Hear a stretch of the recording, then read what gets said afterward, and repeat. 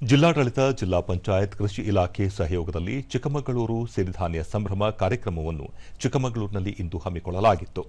ಇದೇ ವೇಳೆ ಕೊಡಲಿ, ಮರದ ನೇಗಿಲು, ಕೂರಿಗೆ, ರೋಣಗಲ್ಲು, ಎತ್ತಿನಗಾಡಿ ಸೇರಿದಂತೆ ಸಾಂಪ್ರದಾಯಿಕ ಉಪಕ್ರಮಗಳ ಪ್ರದರ್ಶನ ಗಮನ ಸೆಳೆಯಿತು. ಇದೇ ಸಂದರ್ಭದಲ್ಲಿ ಸಿರಿಧಾನ್ಯ ಉತ್ಪನ್ನಗಳ ಪ್ರದರ್ಶನ ಹಮ್ಮಿಕೊಳ್ಳಲಾಗಿತ್ತು. ಮರದಿಂದ ತಯಾರಿಸಿದ ವಿವಿಧ ಆಟಿಕೆಗಳು ಹಾಗೂ ವಿವಿಧ ಸಂಘಗಳು ಉತ್ಪಾದಿಸಿದ ಆಹಾರ ಪದಾರ್ಥಗಳನ್ನು ಸಾರ್ವಜನಿಕರು ವೀಕ್ಷಿಸಿ ಮಾಹಿತಿ ಪಡೆದರು.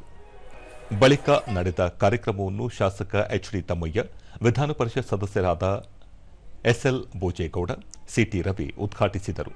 ಈ ವೇಳೆ ಹಲವು ಮುಖಂಡರು, ಅಧಿಕಾರಿಗಳು ಉಪಸ್ಥಿತರಿದ್ದರು.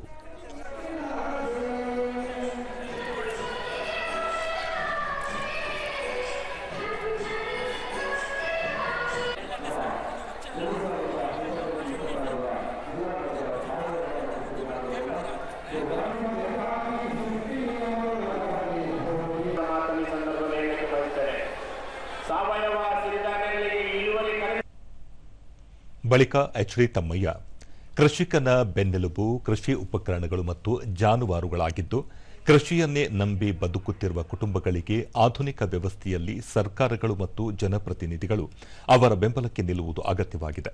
ರೈತರು ಋತುಮಾನಕ್ಕೆ ತಕ್ಕಂತೆ ಬೆಳೆ ಬೆಳೆಯಬೇಕಾಗಿದೆ ಎಂದರು.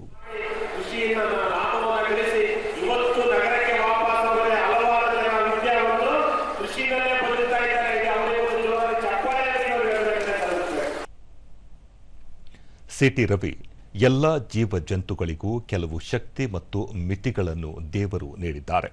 ಇತ್ತೀಚಿನ ದಿನಗಳಲ್ಲಿ ಸ್ವಾವಲಂಬನೆ ಬದಲು ಪರಾವಲಂಬಿಗಳಾಗುತ್ತಿದ್ದು, ಆಹಾರ ಪದ್ಧತಿಯನ್ನು ಬದಲು ಮಾಡಿಕೊಂಡಿದ್ದೇವೆ.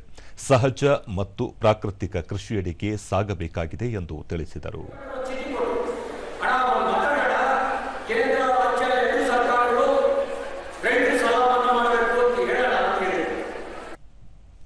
ಎಸ್ಎಲ್ ಭೋಜೇಗೌಡ, ಕೃಷಿಯಿಂದ ಇತ್ತೀಚಿನ ದಿನಗಳಲ್ಲಿ ಯುವ ಪೀಳಿಗೆ ವಿಮುಖರಾಗುತ್ತಿದ್ದು, ಅವರನ್ನು ಕೃಷಿಯೆಡೆಗೆ ಕರೆತರಬೇಕಾಗಿದೆ.